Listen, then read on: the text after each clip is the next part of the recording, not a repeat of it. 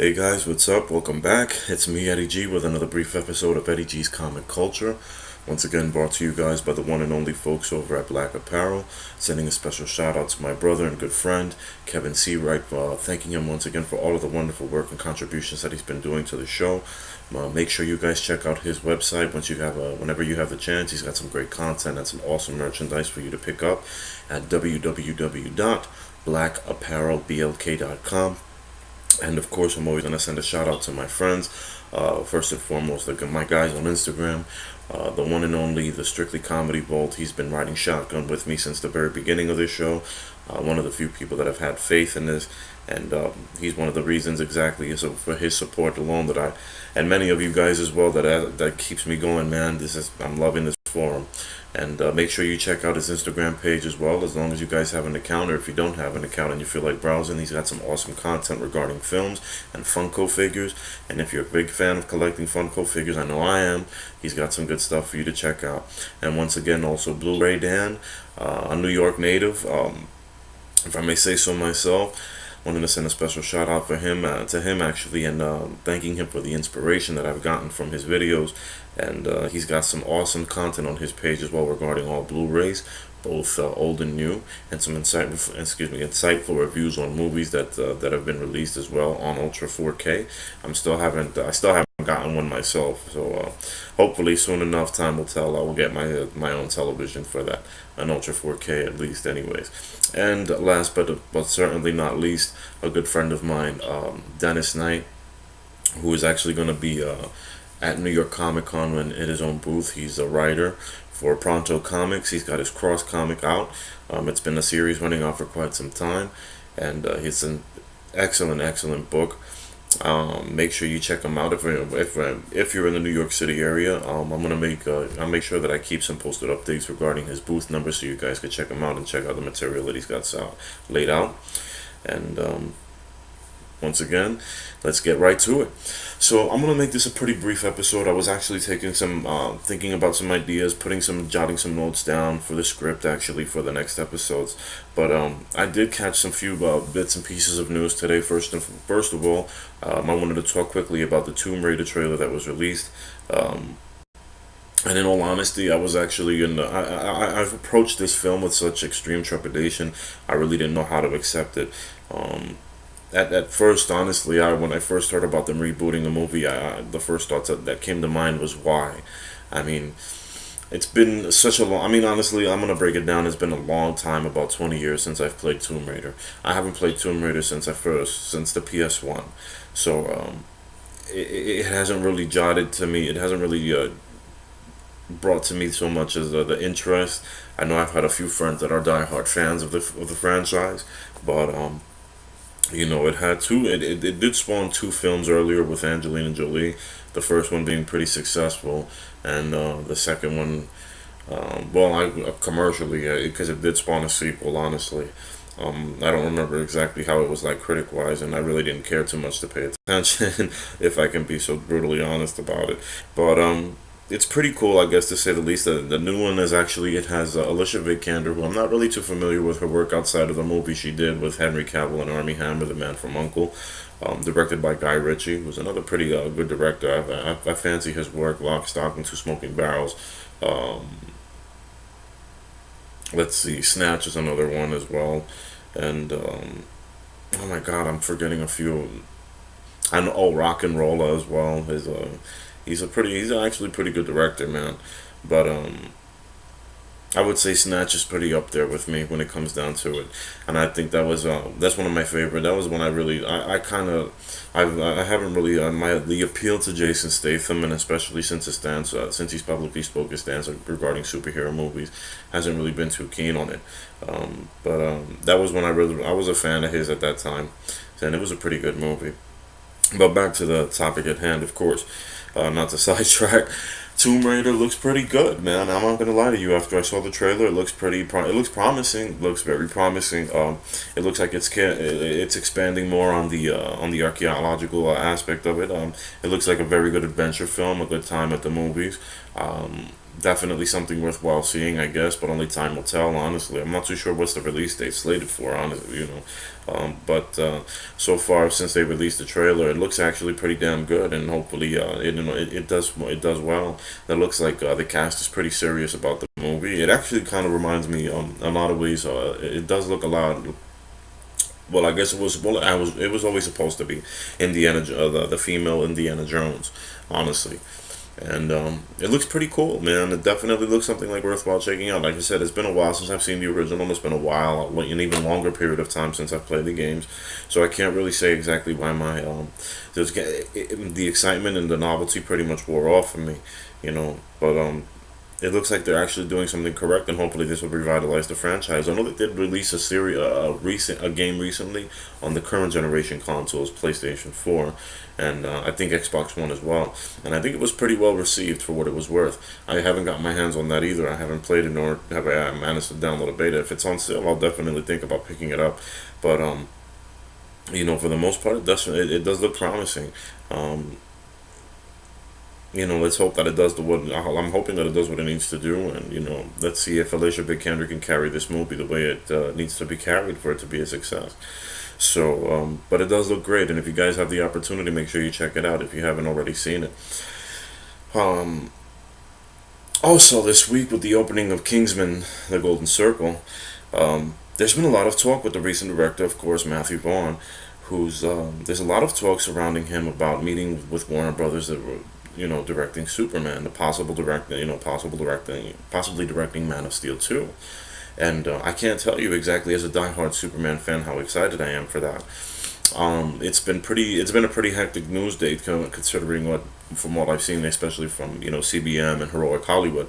Heroic Hollywood actually made a small little article regarding Zack Snyder, and apparently he did he's pretty much promoting a short 4-minute short film that he's done, and he says that at this point they took of course the headline is they took the headline and ran with it, that at this point he feels that it's not too fair, that it wouldn't be fair for him to get involved with the project again. So more and more I'm starting to see the signs of his we're starting to see the signs of his complete retreat from the DC extended universe.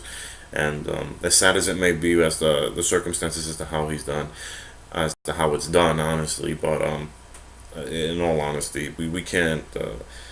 And at the same token, it's a breath of fresh air. It's a sigh of relief, because I think it's been quite a bit of work for him.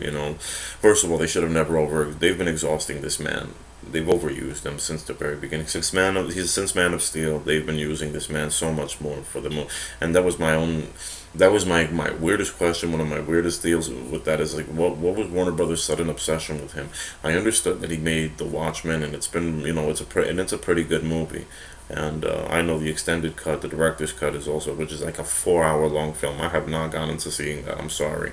That's like 10 commandments long, and I don't know if my attention span would stay for that long for the film. But when I saw the original cut, I liked it very much so.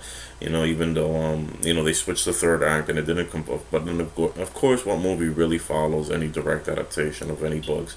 So with that being said, it looks pretty promising at this point. I would love to see Matthew Vaughn's take on the Man of Steel. I think it's about time we actually get to see a different Superman than what we've seen in the previous iterations since Man of Steel, and it makes sense for them to go back. And actually, what really drove me to it is that he wants to modernize the Donner era to an extent, and this is a guy who I actually trust with it, in all honesty. I know it was tried and done with Bryan Singer, but Bryan Singer tried to make to me, Bryan Singer didn't really make the love note to Richard Donner. It was more of everything was wrong, in all honesty. And because of the simple fact that Christopher Reeve recently passed away prior to the fact of Superman Returns release. Superman Returns was released in 2006. Christopher Reeve passed in 2004. So to see that iteration of Superman on screen again from a different actor, you look at it, and it didn't really take. It didn't really take, and it didn't help that the story was riddled with plot holes all over as well. Some people found it good. Some critics actually liked it. I don't see how they did, but it wasn't. It was a far cry from the Donner films. It definitely was. It was better than the Superman 4: The Quest for Peace, I guess you could say, but you know. I can't really. That's like comparing a turd to diarrhea. You know, it's kind of, it's just like, well, what can you do? What can you say? So, in all honesty, man, the Superman has had he's been the one character since the Christopher Reeve era, since the first two Superman films, that they've had some trouble. Actually, he's been struggling on screen, and I feel that Matthew Vaughn is actually the guy to get it right, because after X-Men First Class, and of course the work that he's done with Kingsman, plus the good word of mouth that the critics are loving so far, the sequel as well for Kingsman, I think it's actually it'd be a good fit for him.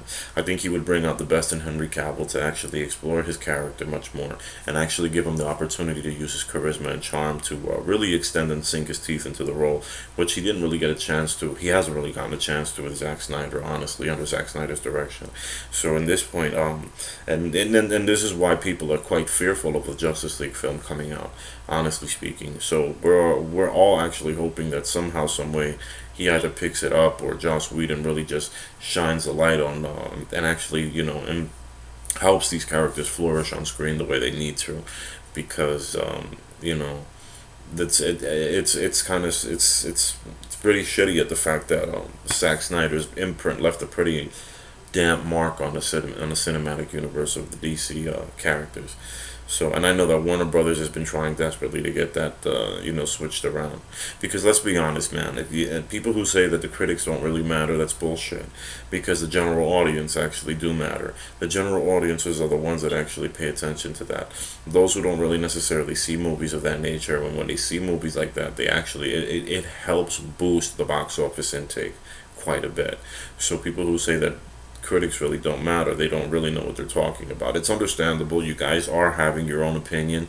It's definitely the most important. That's the most important thing, is actually that you do develop your own opinion for watching these films. But at the same token, you do have to take some sort of credit. You have to take some sort of. You have to give the critics some sort of credibility. They are doing their jobs for. They're paid for it. Honestly speaking, no matter how envious we may be of them, but they are doing it. And we gotta hold them accountable for that as well. So with that being said, I definitely appreciate the fact that if there's some sort of interest showing around for Matthew Vaughn, which obviously there is, I don't know if they're waiting until after the release of Goldsman, the Kingsman Circle, the Kingsman, the Golden Circle. I can't. I'm at a loss right now for the subtitle, because for some reason I'm very tired. I was actually very debating on doing this episode quickly or not, but it looks pretty promising. So it looks like it's almost like there's been some meetings with him and Warner Brothers. Hopefully it's a lot more. But then again, you know how secretive they are when it comes to these projects. And at this point, I don't really see the reason as to why. They might as well just tell it. Alright, I mean, unless they plan on making an announcement at New York Comic Con, which is rare because they don't really make film announcements like that on New York Comic Con. So hopefully there is something up. But who knows, man? Who really knows? Fingers are crossed, and I'm hoping that he is the man for the job to take the reins from him. So with that being said, I'm definitely going to get back right about now to finishing up with my notes and jotting down my ideas for the next episodes. I got some stuff I want to talk to you guys coming up shortly, so definitely rock on for that. I'm going to wrap this one up real quickly, and thanking you guys all once again for writing out and growing with me on this show, on this wonderful journey that we call life, and hoping that you guys are enjoying the forum so far. And if you have any questions, comments, or suggestions, you already know, hit the comment section. Let it be known, man. If you have any preferences you wanted me to discuss about, or anything of that nature, or anything else, or anything regarding pop culture from the 80s, 90s to now, let me know, definitely, and I'll go ahead and I'll take that into consideration and fit it right into the film, and fit it right into the schedule for this show. So until then, until the next time, make sure you guys have a good night, stay safe out there, and I'll see you then. Take care.